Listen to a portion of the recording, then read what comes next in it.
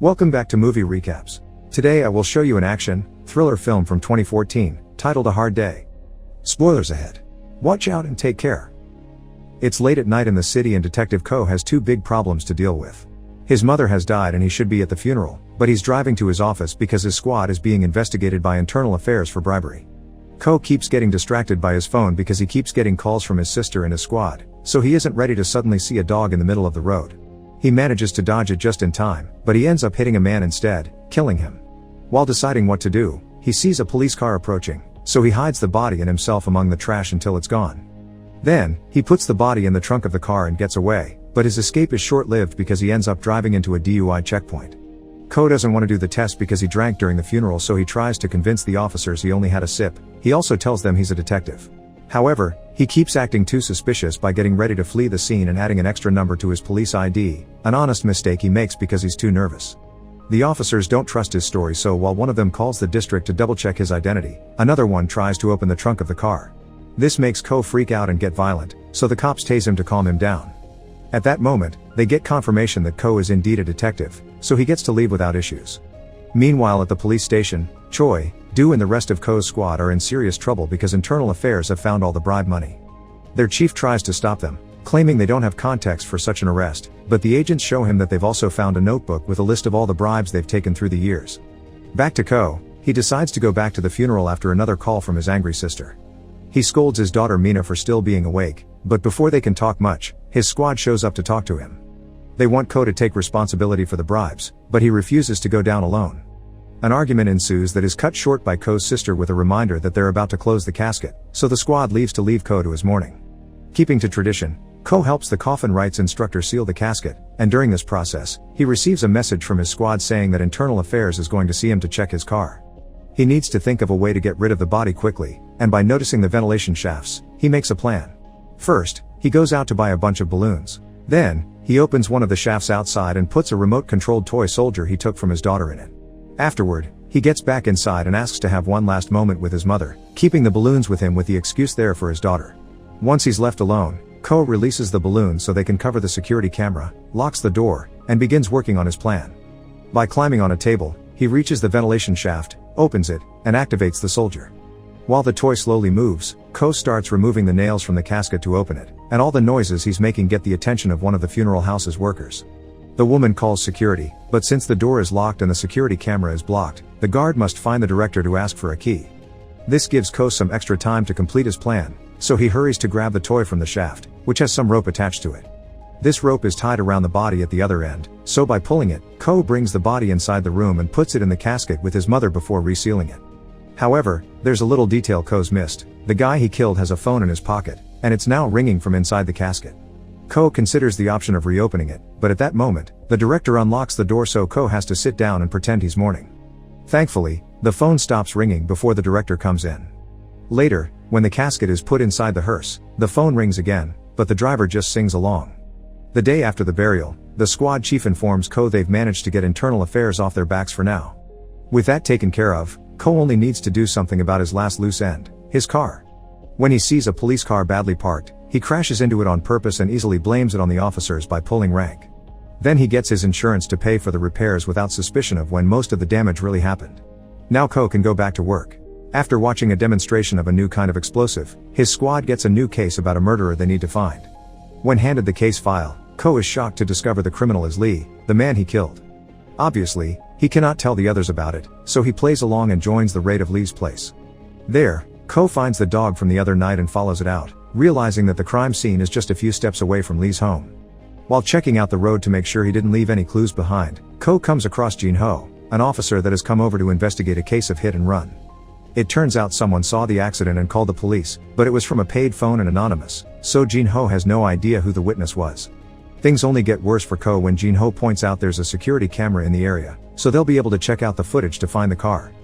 The squad chief assigns Choi to go with Jin Ho to work on the footage because maybe their killer shows up in it too. Desperate to cover his tracks, Ko shows up at the office with the excuse of bringing his friend food and gets to watch the footage too. Fortunately, the video quality is bad and the car goes too fast, so the license plate is too blurry to read the number. Later that night, his sister asks Ko if they're still going away on a trip for Mina's birthday, and he confirms they are. She also wonders if their mother had a lover, because she went to see a fortune teller and was told their mother had a man by her side even now. The next day at the station, Ko picks up a call from an anonymous witness that wants to make a report about Lee. Ko accuses him of being a prank caller and hangs up, but the guy keeps calling, and even when Do picks up the call next, the man specifically asks for Ko. Do transfers the call to him, and Ko begins to worry when he hears the voice ask what he did with the body. Hanging up again doesn't do much because the man just calls his cell phone next. Ko rushes out of the building to take the call out outside as he denies knowing what the voice is talking about. The man tells him he'll make demands soon and asks him not to do anything crazy or he'll report him. That's when Ko sees a person at the payphone that hangs up at the same time the mysterious voice does before getting into a taxi. Ko doesn't hesitate to chase it through the streets, but he isn't fast enough and the cab gets away. A few moments later, the man returns to his own work and reveals he's also a cop, Lieutenant Park, and he was the one in the police car Ko saw the night of the accident. When he returns to the station, Ko learns that Choi and Do have been to the mountain his mother is buried at because that's the last known location of Lee's phone, but thankfully they didn't find anything. Park keeps calling him on both mobile and desk phone, so Ko keeps hanging up as well. This lasts for a while until Park actually shows up at the office and punches him, and as soon as the squad cuts in to stop him, he pretends to have confused Ko with someone else. The other cops are happy to see Park because it turns out he was the one that got internal affairs off their backs. When Park goes to the toilet, Ko follows him there and locks the door before demanding to know what he wants. Park's demand is simple, he wants Ko to bring him Lee's body. Ko pretends he doesn't know where it is before starting a fight during which both of them end up inside a stall. Park takes the chance to push Ko's head inside the toilet, so Ko has no other choice but to accept to bring the body to avoid getting killed. After driving to the mountain as fast as possible, Ko digs up the casket and retrieves Lee's body. Then he begins examining it closely to know why Park wants it so badly, allowing him to find Lee's phone and, most importantly, 2 bullet wounds that indicate Lee had already been dead when Ko hit him with his car. Desperate for answers, Ko returns to Lee's hideout to charge the phone. He also finds Lee's wallet with a card for a shady private piggy bank. Then, the phone begins ringing, so Ko picks it up and hears a voice warning Lee that Park is going after him. Ko checks the number on the screen and calls Do to get some information on this guy. He's one of Lee's accomplices and lives nearby, so Ko decides to pay him a visit. Meanwhile, Choi is checking the traffic tickets that have arrived for the squad's cars. One of them is for Ko, and when Choi sees the security camera picture, he can't help noticing Ko's car was damaged before the accident with the police car and the model matches the car on the hit and run footage. Back to Ko, he finds Lee's friend Joe, who tries to run away as soon as he sees a cop. Ko chases him and manages to catch him thanks to Joe's own clumsiness, so Ko takes him to a roof and threatens to push him if he doesn't talk. Joe explains that Park is a corrupt officer that stole illegal substances from a case and began selling them, becoming a major player in the scene. All his profits were stored in a private vault, but Lee stole the key from Park and hid it on his body. Park had shot Lee while trying to get his key back. After freeing Joe, Ko returns to the mountain and checks Lee's body again using a metal detector that indicates Lee hid the key in his rear. Ko swallows back his disgust and retrieves the small package hiding there, which contains a capsule inside. However, he drops it on the ground when Choi suddenly shows up to arrest him for the hit and run. In Choi's car, Ko explains he's being blackmailed by Park and that he was the one that killed Lee, so Choi accepts to take off the handcuffs, and at that moment, Park calls Ko. As soon as Ko gets out to answer the call, a crane drops a shipping container on top of the car and kills Choi. On the phone, Park admits he did it as a warning, reminding Ko he wants Lee's body by 6 a.m. Furious, Ko threatens with turning himself in, so Park plays his next card. He's at Ko's place visiting Mina. Breaking all speed limits, Ko drives back to his house to save his daughter, but by the time he arrives, Park is already gone. Now that he can't turn himself in if he doesn't want to lose his family, Ko comes up with a different plan.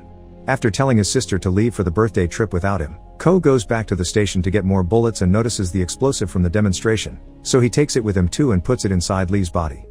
The detonator goes with his keys, making it look like a keychain. In the morning, Ko meets with Park to hand him the body. To make sure there are no tricks involved, Park takes Ko's gun and drops the bullets before giving it back, but he doesn't suspect the keychain. He also uses a metal detector on Joe's rear, and the detector's reaction to the bomb makes Park think the key is still there. Then, he tries to shoot Ko, but Ko lies and says if he dies, there's a timed email that will be sent to the station explaining the whole deal. Park is impressed and lets him go, and as soon as he leaves, the bomb explodes, pushing his car into a lake.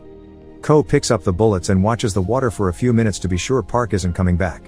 Thinking it's over, Ko returns home and puts the gun away in a bookshelf drawer before getting his bag ready to join his family. However, when he's about to leave, Park shows up and attacks him. The two men begin fighting around the apartment and Park pushes the bookshelves, making it almost impossible to retrieve the gun. Ko runs into the bedroom and locks the door with some furniture, so while Park tries to open it, He climbs over the balcony railing and carefully makes his way to the next window, allowing him to get back into the living room. He tries to go for the gun again, but Park hears him and comes over to restart the fight. The two men end up stumbling into the bathroom, and Ko takes Park off him by burning him with the hot water.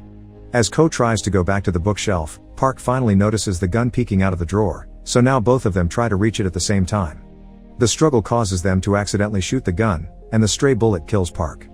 Afterward, there's a huge police investigation behind Park's shady business and Ko's hit-and-run crime, but the higher-ups decide to cover it all up to protect the institution's reputation. Ko decides to resign and spend more time with his family, perhaps opening the small business his sister always wanted. First though, he arranges the proper burial of his mother, and while overseeing this time it goes well, he finds the capsule on the ground. Guided by the card he had found in Lee's hideout, Ko visits the private piggy bank and uses the key to access Lee's vault, gaining access to a fortune bigger than he could have imagined. Make sure to subscribe and turn on notifications so you can watch more videos like this. Thanks for watching.